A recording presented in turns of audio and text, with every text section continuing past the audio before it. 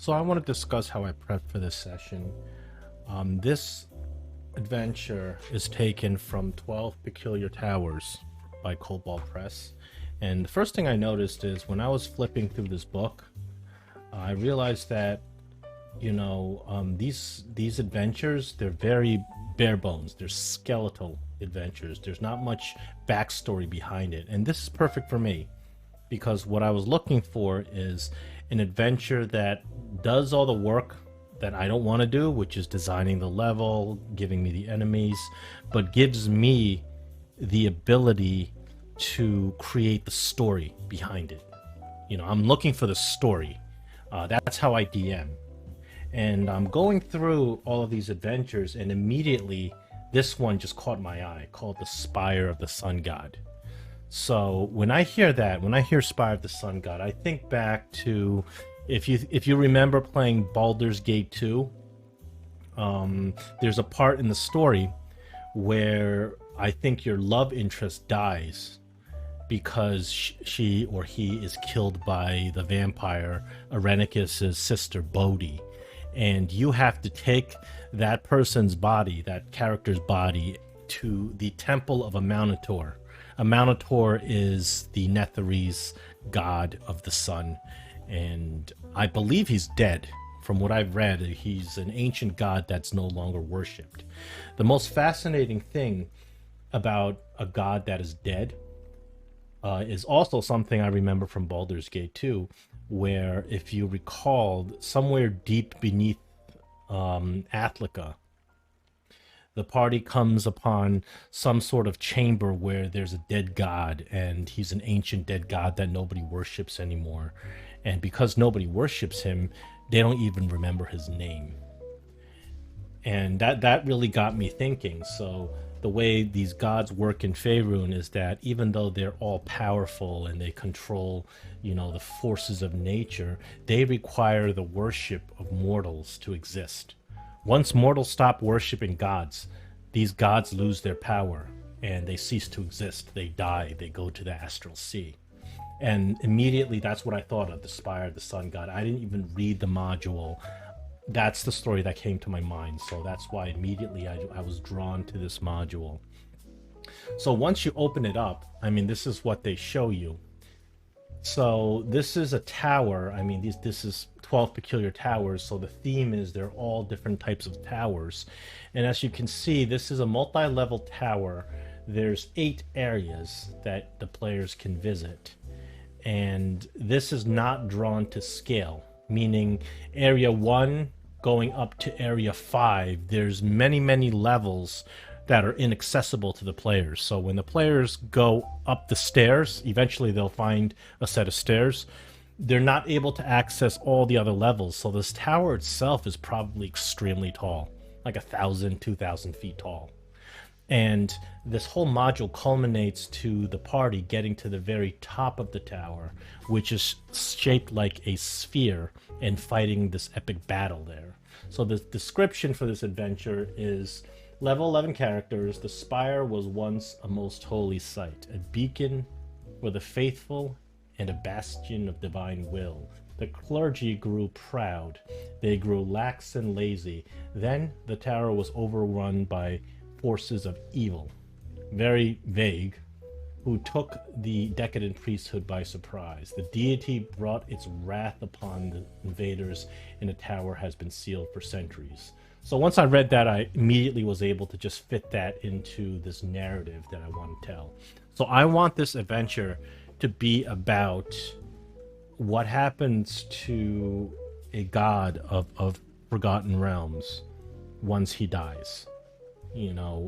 This adventure is about the struggle of a dead god. So in my mind, the story is that this was an ancient Netherese temple to a Minotaur, the god of the sun, the previous god of the sun. The present god of the sun is Lathander. And with the fall of the Netherese Empire, so did fall the god of the sun, a Minotaur.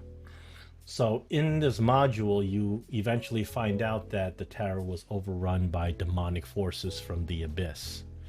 So how did this this once all-powerful god of the sun succumbed to this, and it's explained, I think, at the final battle.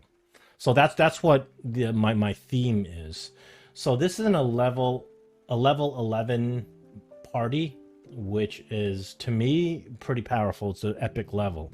So I want this adventure to feel epic. I want it to feel like a big clash on top of this spire, clash between good and evil. So I can't have players coming in and showing up the tavern, hey, how's it going? And then a mysterious stranger shows up and says, for 100 gold, do my quest. Like, it can't start from there. For me, it's got to start at a much more elevated, excited kind of setting. So what I thought is that, you know what, this party, whoever these players are, they're going to start off knowing each other. They're going to start off having already traveled together and leveled up and become powerful. They're a well-known adventuring party. They're confident and they're accomplished, and they will approach this, you know, with a lot more confidence than a level 1 party who doesn't know what it's doing and shows up and is confused or anything. So I found this picture, which depicts what looks like a party. They're all wearing red capes, and they're walking through the desert, and it's very, very scenic, and it's very epic. And in front of them is this huge spire. And I want to create this. I want to create this scenario for my party. So what I thought of is that, well, the party has already accepted a quest by the Temple of Lathander, and the Temple of Lathander has like a sort of a paladin's branch that has a standard that looks like this. So the party is already wearing these red capes with a standard of Lathander on. That indicates that they work for the Church of Lathander. They've accepted their quest. They're offered like 30,000 gold for this quest because they're a well-accomplished party, very famous, very powerful. So the party has been hunting the location of this secret spire for many months, and finally they discover that the Troll King has the secret map that indicates the location of this spire. And that's how I'm going to start the game. I'm going to start the game with a party sneaking into the Troll King's den and fighting a combat encounter with a bunch of trolls. It should be an exciting encounter. It'll last multiple rounds. It's not going to be a pushover, but I don't want it to be deadly where there's going to be party members dying from it. So the purpose of this initial encounter is to kind of get everyone excited and make sure they feel powerful. So what I did is I created an encounter, I believe, with let me check my encounters.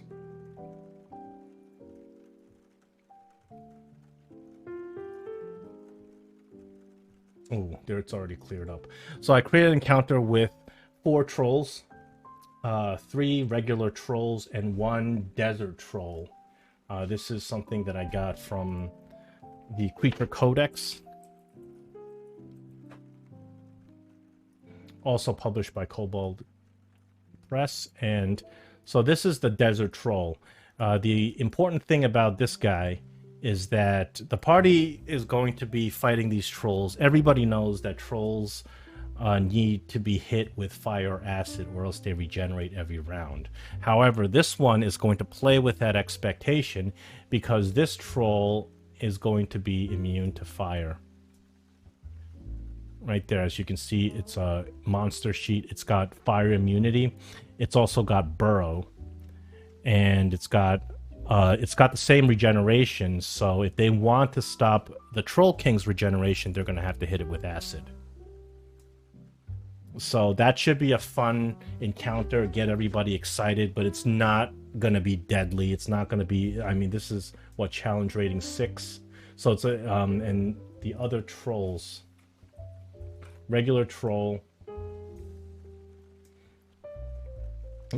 like a challenge rating 5, but I mean, honestly, my games start the characters off with plenty of magical items, plenty of potions, I don't think they're going to have any trouble taking these down. I mean, I don't follow challenge ratings that closely at high levels. So I think that they're going to be perfectly fine killing these 4 trolls. And once they do so, they find this coveted map that takes them all across the lands to the desert of the Anarok.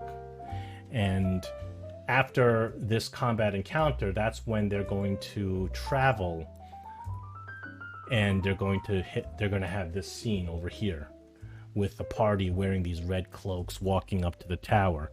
Now, before they reach the tower, I want to have like a sort of a role-playing encounter, because it's both role-playing and combat are pretty scarce in this adventure until you get to much later on in the adventure. So my thoughts are, you know what, I'm gonna just have this dragon flying around the tower, and the party is going to either they're going to try to sneak by the dragon, which is going to be really tough because the dragon's perception is so high, or if the party has like pass without trace, or something like that, they could sneak past the dragon. It'll be a nice kind of exploration environmental challenge. Otherwise, they're going to encounter this dragon, and the dragon is not going to be immediately hostile. I think the dragon is going to ask the party for something from the tower.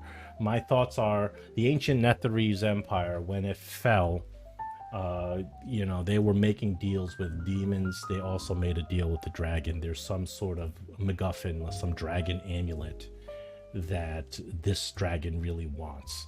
And the dragon is cut out from the tower because the whole purpose of this is that the party, these players, are the only people who can enter the tower. It's been 2,000 years. The tower is prophesized to unseal at this time.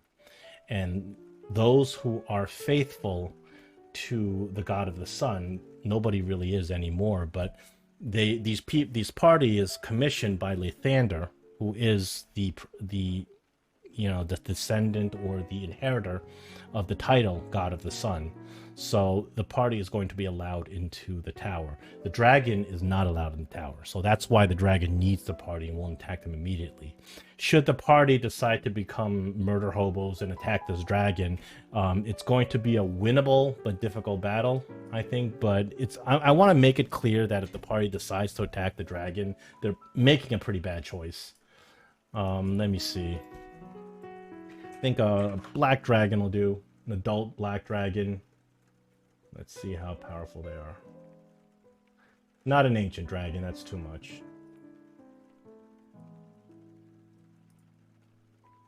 Adult black dragon. Challenge rating 14. He's got 195 hit points. Plus 11. Doing 2d6 plus 6 per attack. It's gonna be tough. Also his acid breath does 12d8 damage. It's gonna be a tough battle if they choose to fight the dragon. I don't think they will. I think that they will parlay with the dragon, because one thing is that if you want to scare players, generally bringing out a dragon does get people to think twice about just immediately attacking. Some creatures, they don't recognize how much of a threat it is, but a dragon is just statistically, just people are treat it as a monster with more respect. That's why I have one. And plus, it can fly around the tower and monitor the players while they ascend the tower, which is also important. I want players to make sure that while they're ascending the tower, this dragon, they promise the dragon that they'll do its bidding, its quest, and it's still there constantly watching them. So that's kind of always on their minds, and that's very important to to add an extra layer to what they're doing. Let me get rid of this.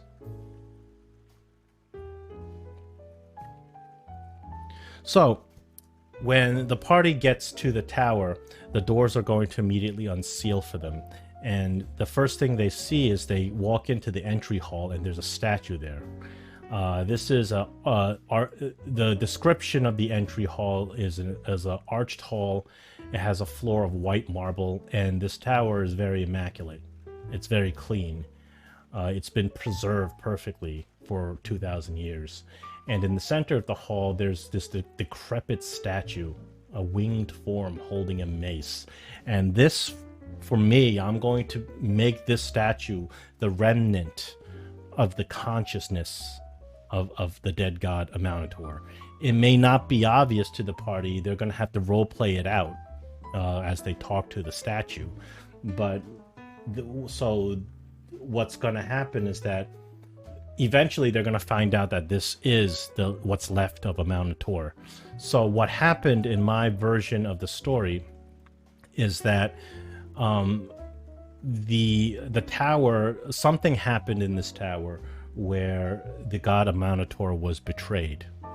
And it has to be that this betrayal was led by this guy who is the final boss, who is the Gilded Apostate. Now, this is not even the picture they give you of the Gilded Apostate. I believe the one they give you is really bad. Let me see. They don't even give you a picture of the Gilded Apostate. I mean, for me, a final boss, a big epic battle, you have to have a visual. Now, this whole adventure is done in theater of the mind, so these visuals, these little handouts are extremely important. I can't have the party, fighting something they don't even know what it looks like. They need to have something to kind of cling to, because this map, if you look at it, it's not even worth mapping out. There's no map available, so if you want an actual floor plan battle map of this tower, you have to create it yourself. And to me, it's absolutely not worth it. It's not worth it because this adventure consists of 3 battles. Two of these battles are very easy, and then the final battle doesn't require a battle map, and then a couple of pushover puzzles. So the whole idea is that it's the thematics. You got to preserve the thematics of it. You got to preserve the feeling of the epicness and the power of this spire as the party ascends it. So the party shows up in the entry hall. They have a role-playing encounter, a conversation with the remnant of Amountor. And what they discover, I mean, I'm not going to give them the whole story right off the bat. I need to feed them a little bit. So in my mind, this is the whole story. The Gilded Apostate named Zalestriel, that's the guy I created for the final bad guy. He is the origin of all the evil in this spire. So I was thinking back to that movie, the latest Thor movie, Thor Love and Thunder, where you have this regular person who is very devout to his god, and he sacrifices everything. He loses his family just to be obedient to his god. And then in the end, he finds out his god doesn't give a crap about him. And that's what turns him into this god slayer, this apostate. And that's my inspiration for creating this guy. So what I think of in my mind in terms of the background story, and the background story is very important to this because the party may never find out what the background story is if they're not inquisitive, but if they are inquisitive, it has to be there. So that's the idea. It depends on how the party plays it. Either they're going to be very curious about what has happened and what created this monster, or they're just going to go in and kill the monster. Either way, the story is still there. The story is independent of what the character did because it took place in the past and it's the background for this adventure. So Celestial was one of the most faithful and devout soldiers in a Netherese army, devout to Amountor. And in the fall of the Netherese Empire, what happened is that they had a wizard named Karsus. He tapped into magical energies that he should not have tapped into. Oh, there's something on my face. So he tapped into some magical energies that he absolutely should not have tapped into, and that caused the destruction of the empire, of the entire Netherese civilization, the destruction of their mythals, their mythalars. And when this happened, the entire society just crumbled apart. Amountor was sitting there doing his best to try to preserve the faith of the sun, even though the rest of society was being torn apart. So Celestial, being faithful to Amountor, prays devoutly to Amountor day and night. Oh, please save me, and save my family from these from the plague that is destroying my country and everyone around me. That's destroying this floating city that I'm living on. And Amountor didn't. Amountor was only concerned. Amountor, I think, in my mind, he's like a lawful neutral god. All he really cared about was preserving the power of the sun, because one person's life was not important enough to him. And because of that, Celestial saw this as a betrayal, and he cursed his god, he forsook his god, and he denounced him. And that is what caused him to eventually make a deal with dragons and demons to destroy this god's tower. Celestial lost his entire family, everything he knew, lost his whole civilization, and his heart is just full of hatred. All he wants is this god to suffer. So he invites demons into the Spire. The demons overrun the Spire, and Amountor, as a last-ditch effort to preserve his faith, because this is the last standing bastion of the faith, Amountor seals it.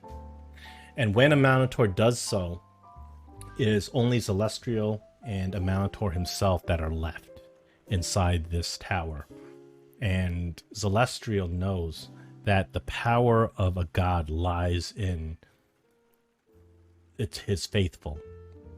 A god that does not have anyone who worships him dies and goes to the astral sea. So Celestial, full of hatred, wants to punish Amountor. He wants to have power over the god.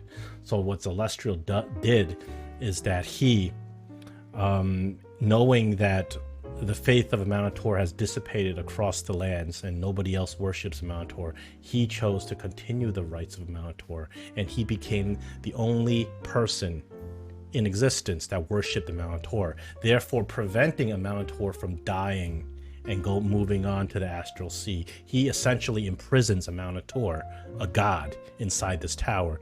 And in the same vein, Amountor imprisons him, so they're imprisoning each other in an eternal struggle.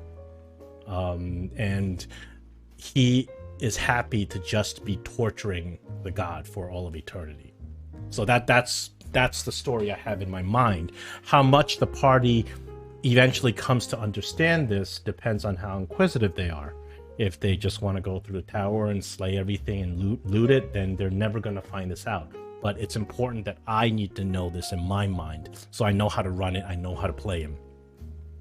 So the party, the first thing that this adventure asks you to do is that once you come into the entry hall, you're supposed to put on some robes, light some incense, and pray to Amountor and put the symbol on your forehead with holy water. You have to go through these steps, and if you do them successfully, this stairwell kind of drops down. If you do it unsuccessfully, I think the stairwell still drops down, but you don't get any blessing. Yeah, you get a bane for 1 minute, which is not even relevant. So to me, I don't even want to give any punishment or reward for them to do it properly. I just want them to kind of go in and experience it, and the statue will kind of guide them to go through it. I mean, they have a cleric with them. The cleric can roll a religion, and I'll set the DC at 5, so he'll understand how to get this stairway to go down. So that's the entry hall. Once the party goes up the entry hall, then they go into number 5, which is called the Test of the Saints. So what this is it's an octagonal room, and there's raised daises on 4 corners of the room. And each of the dais holds a cast of a bronze statue of a humanoid figure. And there's an empty hand, and then there's a small table that holds 4 objects. So immediately the party's going to realize that what they're supposed to do is find the right object for the right statue. And there's a couple of skill checks, I think religion checks or intelligence checks. If they succeed on the checks, then I can read the story. For instance, Saint Arabella, a young woman who was called from her family by the sun god to lead a crusade. And then, you know, once that gives more clues to which one of these 4 objects belongs in her hand. So it's the sword that belongs in her hand. If the party gets that right, they get a blessing that's gonna last until they at least go to the next combat. Which is, I mean, you know, it's kind of a, it's not the best reward, but at least it's some sort of reward. So once they do this, the stair above the stairway unseals. So these levels are sealed by this amber resin that freezes everything in place. And if the party solves this puzzle, the amber resin crumbles and they're able to move forward. So they move up to number 6, which is the next level, and this is called the Test of Light. But of course, before that, I forgot to mention, once the amber unseals here, they have their initial combat encounter, which is something called a Chort Devil. So I read this thing's monster sheet, and what it is it's a demonic, it's a devil, and it's got damage immunity to cold, fire, and poison. And it's got what this thing does is that it's got some innate spells which aren't very, I mean, they're not very impressive. They're Scorching Ray, but at level 11, the level 1 Scorching Ray does 2d6 fire damage, barely anything. There's a Dispel Magic. He can try to dominate one of the characters. That's probably something I'm going to try to use. And also he's got a Flame Strike, so and a Haste.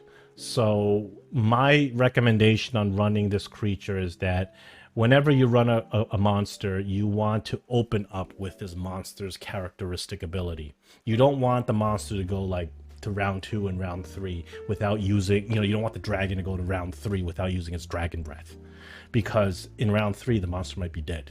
You know, it's a level 11 party hammering away at him. Another thing is that this Chort Devil, it's described as having small horns and a pig-faced devil's head. It stands on shaggy goat legs, holding a flaming polearm. And really, this is not impressive. I'm not, you know, I need something with a lot more oomph.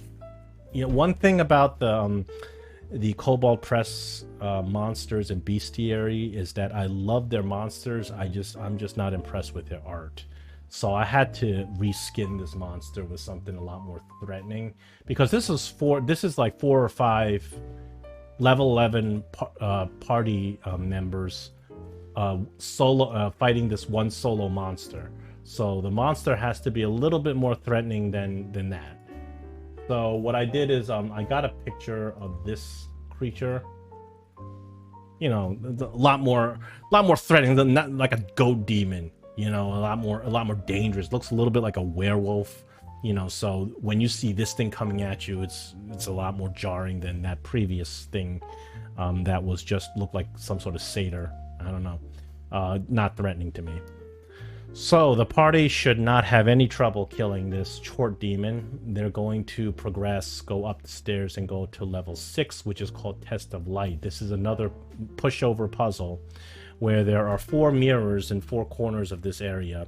This area, if you can see, as it corresponds to this picture of the tower, it's actually on a balcony, so the party is outside. So this is a great moment when the party is outside for them to come outside, look out the balcony, realize that they're so high up that a feather fall won't save their life if they fall down. So they're that high up, and see this previous black dragon that they made a deal with circling around, reminding them of the deal they made, and reminding them that if they don't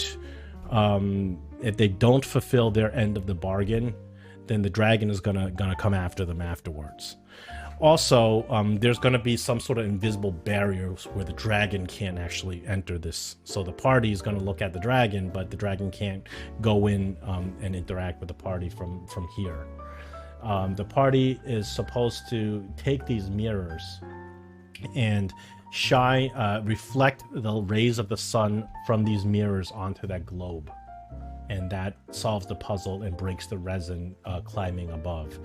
It's not a hard puzzle. These aren't very challenging puzzles, but I think the interesting part here is that once the party is able to shine those mirrors up and light up the dome, then we get a really fascinating role-playing encounter. So there's two humans that are frozen in the resin, and these humans are ancient Netherese.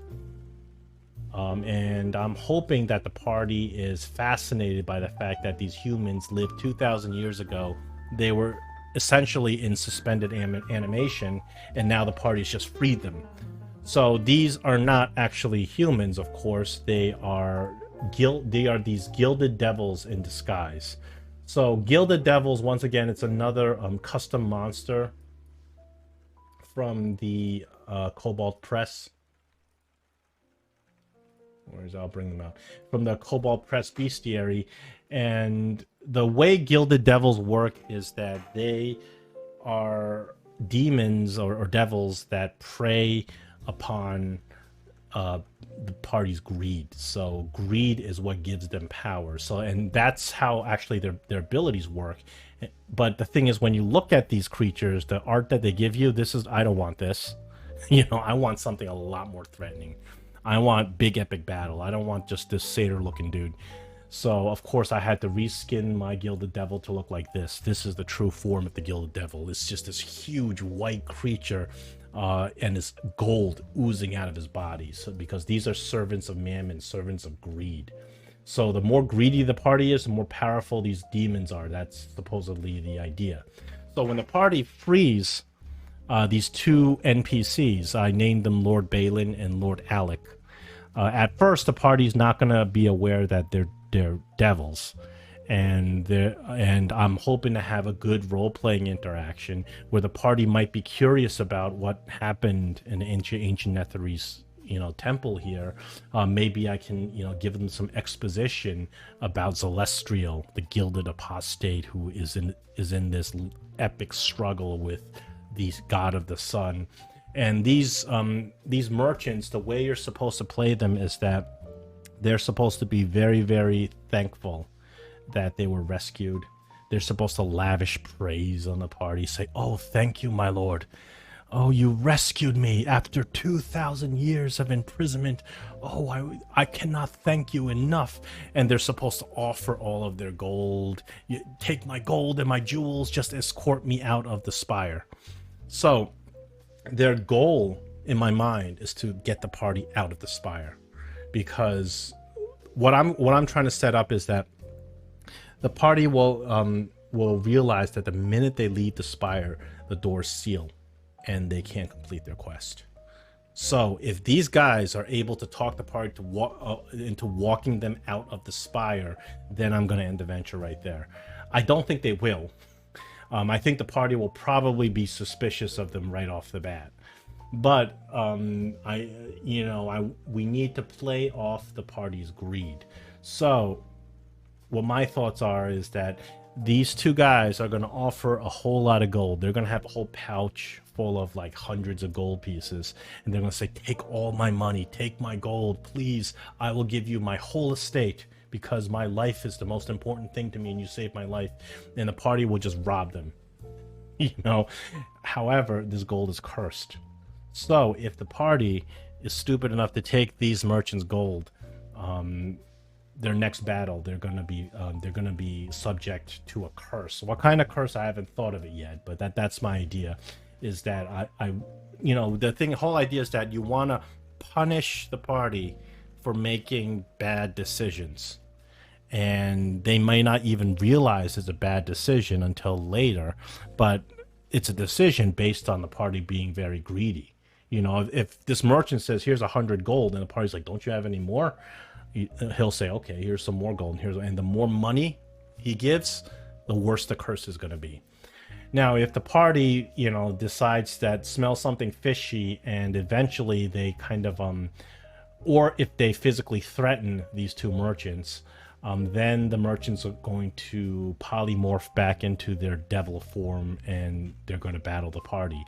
And this is, these creatures have very, very, very good abilities, fascinating abilities. So they have an ability called Betrayal of Riches. It's a recharging ability, And what it is that you get to go look when they're fighting one of your party members. You go and you look into what's equipped in the party member, what's in the inventory of the party member, and you can choose one of these: the arm, the hand, the eyes, head, feet, or neck. And if you choose the arm, the target must succeed on a DC 15 strength saving throw, or all melee damage dealt by the target is halved until the short rest. So what happens is that if they have a powerful magical weapon that they've been relying on, like for instance, you got some paladin who's relying on his his flame tongue longsword. All of a sudden, you curse that longsword, and little vines come out of it and hands come out of it. It becomes a cursed weapon, and in order to keep wielding it, it's going to hurt you. So that is sort of playing on the party's greed, because I give my party thousands of gold and I give them the opportunity to shop and buy powerful magic items to take in here. So what better way to play than to punish them for being too greedy and trying to min-max on their magical items by cursing these magical items. I mean, that's why I love these monsters, and I really hope the party, eventually does fight them, because this is something that's very unexpected. So anyway, also this should not be a difficult encounter, even with the curses and all of that. These are two challenge rating 7 monsters with 112 hit points each. Even though a challenge rating 14 technically is supposedly challenging for the party, a party of 4 or 5 will just obliterate these guys. But my point is not to make it so difficult that people are dropping and rolling death saves. My point is it's sort of like nuclear deterrence. You come up with an ability that looks like it's very, very bad, and that gives the feeling of horrible danger without actually making it like a 50-50 chance of the whole party getting wiped. Like I don't want that. I don't want the party to lose on these guys, but I do want them to feel like they're having a satisfying battle. So the party will, if they fight these Gilded Devils, they should be able to take care of them quickly. If they don't fight the Gilded Devils, I have an opportunity to roleplay this to try to lure the party out of the Spire. If they do lure the party out of the Spire, I will close the doors of the Spire permanently, and the party fails the quest, and the dragon attacks. So, there's an epic battle either way. So once the party's done with that encounter, the stairway... they continue up the stairway and they go to room 7. This is the Sun God's boons. So this is another little trick played on the party, playing on their greed. There are 4 legendary items in 4 unlocked chests here, just ripe for the taking. It's a Sunblade +2. The same Sunblade used to slay Strahd in Ravenloft. There's a Staff of Healing, a Horn of Valhalla, and Wand of the War Mage +2. All 4 are very powerful items. However, all 4 items are cursed. This is a curse that probably needs to be undetectable at this point. Because I want the party to kind of sit there and think about it and make the choice to wield these weapons. If they're dumb enough to pick up this legendary weapon that's just sitting there out in the open, then yes, they've earned the curse. They're going to attune to it and not be able to unattune to it, and they're going to suffer whatever curse it is. Now, the curses that they provide, I think, are a little bit too soft. The wielder is fearful of the sudden loss of light and has disadvantage on attack rolls for that round. The light of the blade immediately disappears. That's not enough of a curse for me. I need a better curse for so I'm going to think about it and come up with better curse. I already have a much better curse for the Staff of Healing. So the curse they give you is that the wielder magic resist attempt is if the staff they don't have, it's hard to read this. If the staff's attuned wielder fails the wisdom saving throw in combat, the wielder's magic resists attempts to assist allies that round. The wielder must succeed on a DC 15 Charisma saving throw to cast a beneficial spell on an ally. So the wielder, I guess, if you pick up the staff, you and the curse goes into effect, you roll a Wisdom saving throw. If you fail that Wisdom saving throw, anytime you cast a beneficial spell on an ally, you have to succeed on a DC 15 Charisma saving throw. That's way too weak. That's not a curse. You know, if somebody gave me something like that, I just like, you know what, I'm just not going to use it. No, I need a much more powerful curse, and this is what I thought of. The Staff of Healing has a feedback curse. If you pick up the Staff of Healing, you touch it, you automatically attune to it, and you can't unattune to it without a remove curse spell. When you cast any form of healing spell while attuned to the Staff of Healing, there's a reverb from the magical strands from this curse. And every point of healing deals you 1 point of necrotic damage. So that's a curse. This shit over here it's nothing. So that's the kind of curses I want for these items, because the way I see it is that if you walk up to a room and there are 4 legendary magical items just sitting there for the taking, and you're like, you know what, legendary magical, I'm just going to take it and use it. Without thinking twice, without, second guessing it, without, thinking maybe there's something wrong with the fact that I'm just being offered all this shit. If you don't have that thought, then you deserve to be really smacked down with these curses. So depending on how bad these curses are, they can really throw off the final battle. And then finally, the party makes it to the top of the spire, number 8.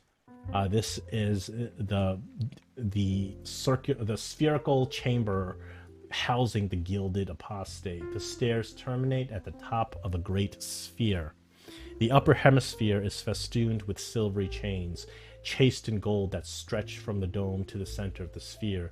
They wrap around an object suspended in the air that appears humanoid in shape, and that's this guy. One thing is that they didn't give me any art for what the gilded apostate looks like, so I had to really dig around to find this art, but this is perfect. Who drew this? Somebody named Nathan drew this, but I think this is perfect. It's fantastic. So to me, this is like a Darth Vader character. He once championed good. He was pious and devout and championed the ideals of a Mounator. But hatred, his own fall, his own psychological toil has warped him and turned him into this creature, turned him to the dark side.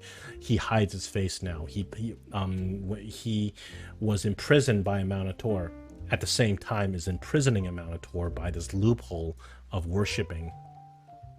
He's imprisoned by a Mounator and tortured for eternity. These chains wrap around him, binding him tight. Hooks dig into his flesh. His mask is a torture device with hooks behind it. So he's forever in agonizing pain.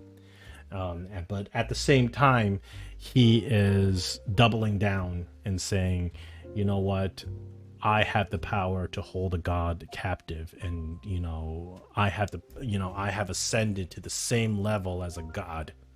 So he has this sense of arrogance as well.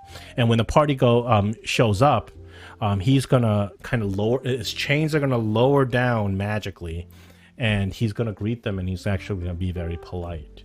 As much as the party wants to interact with him, he's going to explain his point of view. So my goal is to not have him convince the party to take a side. I mean, what he's doing is pretty evil. But I want them to at least second guess it. I want them to think about the fact that, this big bad evil guy, he has his own point of view, and according to the way he sees things, he's doing the right thing. And that's what makes a powerful villain. That's what creates a tension that will explode in epic battle. You can have an epic battle, but it's even better when you have a sympathetic villain. It's a villain that you can kind of get into the mind of and understand. So I don't expect the party to side with him and say, oh, you know what? We're going to leave you be. What you're doing is right. And I don't think they're going to come to that conclusion. I gave the party an opportunity, I usually race restrict my games. But in this game, I allow people to play the Aasimar race. Now, if you are an Aasimar, I'm going to give that party member the opportunity to take his place. Why he would take his place, I'm not really sure, but that's possible if you're an Aasimar. That would be an epic role-playing moment if you know you save this horrible person's soul by taking his place. I would award any player who would manage to do that with like a golden inspiration, which means in any of my future games, you can use your golden inspiration to automatically do a 1 or 20 roll, your choice, any d20 roll. So the way this boss works is, you know, we have a high level party, level 11 party, and we have a solo monster. That already creates a challenge in running this combat because the level 11 party, let's say 5 players, level 11, they're going to be extremely powerful. So here's this guy's stats. He has 153 hit points. He needs a lot more because he's not going to last very long. You know, if you have like you have like a paladin that shows up and does a level 4 holy smite on him, you know, every single round, they're going to deplete his hit points. He's not going to last 3 rounds. I need this guy to sort of last like anywhere from maybe 4 to 5 rounds because that's when I can get his cool abilities out. The important thing about these bosses to me is not the possibility of the boss killing the characters. I mean, sometimes the boss does, sometimes he doesn't matter to me. The importance is that I need to get his abilities off. I need him to blow his load on his abilities. So his abilities are the following. These are just his traits, but he animates these chains. So this is not a boss that has an ability that throws a fistful of dice, 20d6, and does like massive amount of damage. It's not that. What he has is that you think that you're only fighting one character. However, these animated chains show up, and you're actually fighting 5 additional enemies. So each of these chains has hit points and armor class and can be destroyed. The chains actually have pretty high armor class, 20 armor class. So it actually might not be worth it to fight these chains, but what these chains are there for is extra attacks. So that pushes the attack economy in favor of this boss as opposed to in favor of the party. The boss has 2 chain attacks. I think that's way too wimpy. I gave him 5 chain attacks because what you want to do is you want him to just run out the gate with something that's very scary and kind of worries the party. If a monster shows up and attacks you 5 times, that's really scary. There's not that many monsters with that many attacks, but the idea is that he is surrounded by chains. He controls these chains. He animates them, and they do his bidding. So when he wants the chains to whip you, the chains just whip you. So also having multiple attacks from multiple chains gives me ability to be flexible in combat. If I see that the party is just rolling through this and they're barely being threatened, what I might do is focus every single one of these chains on one party member just to bring that party member down. Like, for instance, if one of the party decides to cast like heat metal on him, that could be really annoying. What I would do is that I would focus every single one of these chains to attack that specific party member to break his concentration or outright kill him. And that flexibility makes him a lot more dangerous. So every round I'm going to kind of suss out how the party's doing, what the situation is, and I'm going to possibly attack different party members. I won't necessarily throw all the chains at the tank. And with Theater of the Mind, this is a lot better. If it's not Theater of the Mind, it's a lot more annoying because then you gotta map out the whole thing. So the minute he shows up, he animates chains. It's going to be the same number of chains as there are party members. So if there's a party of 4, there's 4 additional chains. It's a party of 5, there's 5 additional chains. And what these chains are going to do is that every single round, the chains have their own initiative and they do their attack. On top of that, this guy's legendary action is going to be additional chain attacks. So I'm going to allow legendary action for a chain attack to cost 1 legendary action. And he can otherwise use 2 legendary actions to do a chain sweep. The chain sweep, I think, is very underpowered. So it's it attacks everybody, however, but it's a DC 16 dexterity saving throw, which is not difficult for party. You know, if you have one paladin with that divine aura, they're gonna succeed on it. And it's it'll do 46 slashing damage, which it costs 2 actions. I would rather attack twice, because one of these animated chains attacking does 2d6 plus 4. So I have all of these chains, and they're just constantly attacking, and it is wearing the party down with death by 1,000 cuts. This guy, I'm probably gonna put his hit points somewhere in the vicinity of 250 to 300, because I want him to last longer in combat. You know, he 153 points of 153 hit points. I can definitely see the party just doing 1 divine smite, a sneak attack, hunter's mark, boom, 2 rounds, he's down. And I need him to last, because if he doesn't last, because I want him to be able to, like, in the middle of combat, I want things to happen. Like after the second round, his helmet gets knocked off, sort of like Obi-Wan, where Darth Vader gets his helmet cut in half and you can see that he has these human eyes. I want things like that to happen. I want the party to kind of get the sense that they're turning the tide of combat. The party may actually destroy some of these chains, which I think is awesome, because if you start destroying the chains, you know he's getting less attacks per round. He does have legendary resistance, because he's a challenge rating 12 boss.